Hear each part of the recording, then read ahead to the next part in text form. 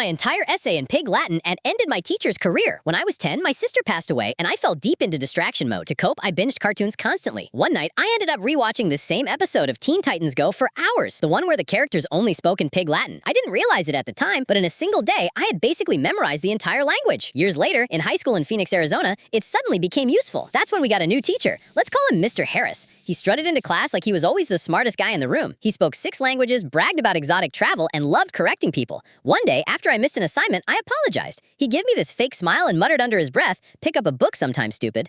I froze because I understood him perfectly. Mr. Harris thought no one could. That's when I started paying attention. For weeks, I listened carefully every time he mumbled in class. And what I uncovered was stomach turning. To a girl in class, he muttered, "Your lesbian body is going to waste." When a kid with disability spoke, Harris whispered, "America's next brightest homeless." He thought he was untouchable, that to everyone else it was just gibberish. But I understood everything. At first, I wanted to call him out publicly, but then I dug deeper. Something about him didn't add up. His backstory was full of gaps, the degrees he claimed, the prestigious schools he supposedly attended. So for my next essay, I wrote the entire thing in Pig Latin. Page after page, I exposed every insult he'd said to students. And at the end, I dropped the bomb. I told him I'd run a background check. His fancy degree? Non-existent. Instead, it turned out he only had a 3-month certificate from a language school in Buenos Aires, not even an accredited university. When I turned it in, I could see his face go pale. The next day, he pulled me aside, sweating. In perfect English, he whispered, "Please, don't ruin this for me." I stared at him and smirked. "Sorry, I don't understand English. Say it in Pig Latin."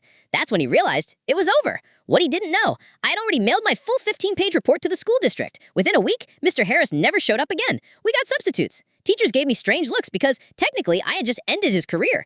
But I didn't regret it for a second, because in the end, the teacher who thought Pig Latin made him untouchable was exposed by the one student who actually understood him. Subscribe to Flash Story and hit like.